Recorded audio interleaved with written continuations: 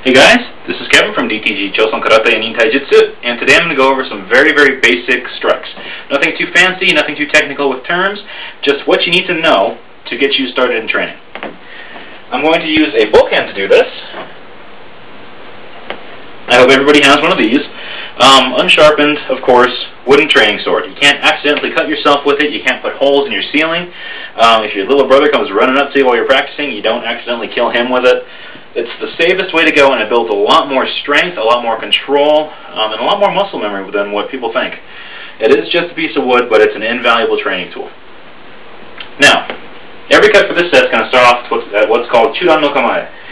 Chudan is a very relaxed stance. You have your hands about navel level, gripping your sword, and the hisaki is pointed anywhere from here to here on your opponent. Just like that. From the front, looks like this. You're going to start every cut from there. Another good point to know is when you go to strike, inhale, and as you prepare to strike, and exhale into the strike itself. And make sure as you're striking, do not tense up, because you'll get stuck.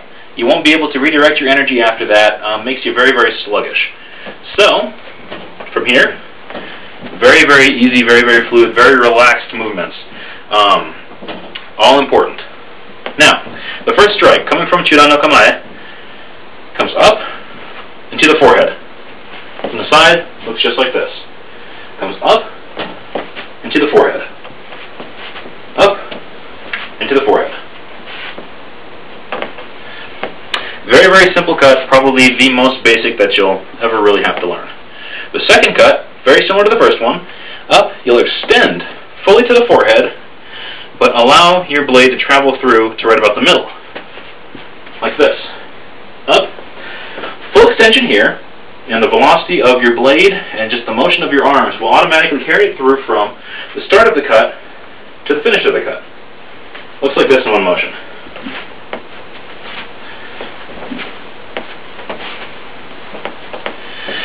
The third cut, again very similar to these first two, starts here, comes up, extends to the forehead, but travels all the way down and through.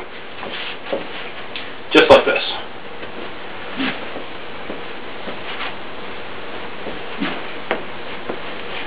And always remember, inhale, exhale. Now, the third set of cuts here will come up and then down at an angle, following the collars generally. Down like this. Change feet, down again, from the sides,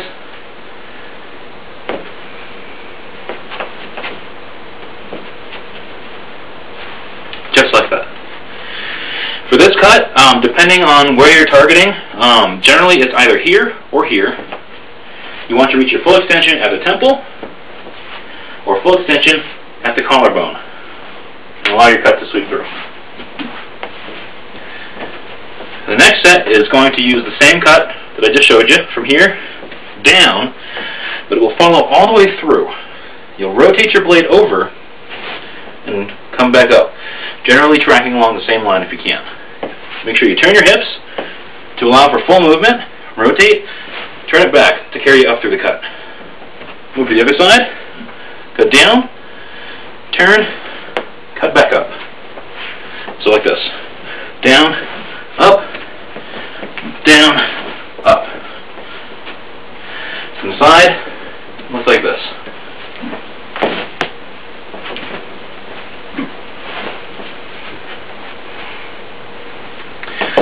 The final set of cuts here will start again from Chudan. You'll bring your feet level, and you'll turn your hips to the cut. What that's going to do is it's automatically going to send your blade across the middle here, which is where you want it to be.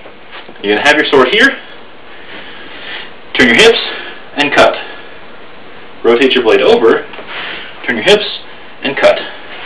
So like this, from the side, and from the front, and those are the basic cuts.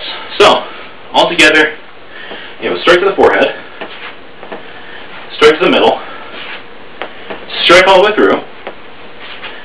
You have your collar strikes. You have the down, back up, down, back up, and then across the middle. From the front, forehead, middle, all the way down, diagonal to the collar, diagonal down and up,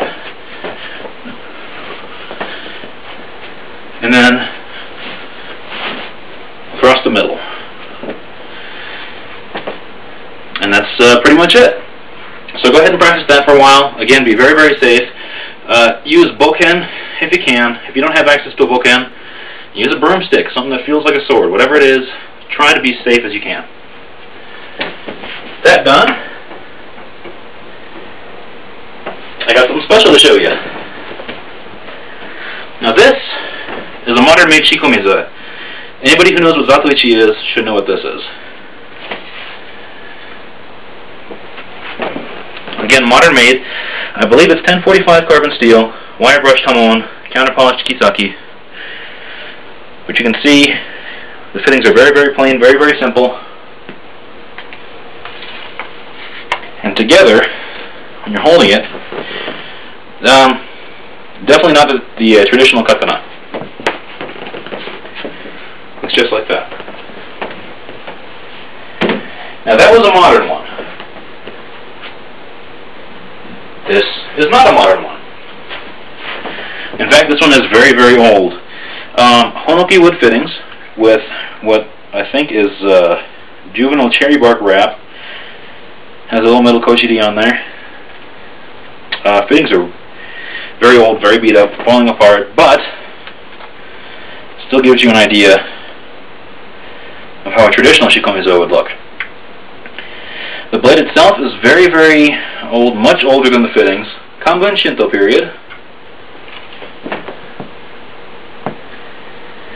For those who know technical stuff, we have a hara of a mixture of masame and mokome hara. Hamon is a cross of sujikai and notare. Geometric kisaki, damage from use, which I like a lot. It gives a lot to the character of the blade. You can see that there's a lot of staining, a lot of damage going on. This blade would do really, really well with a nice polish. But again, Kanbun Shinto period, muzori, which means straight. And I thought I'd just share that with you. I like it a lot, and this is going to be used in my quality check videos, which will be coming out shortly. Anyways, thank you very much for watching. Train safe, train often, and just have a good time with it. Thank you very much. See you next time.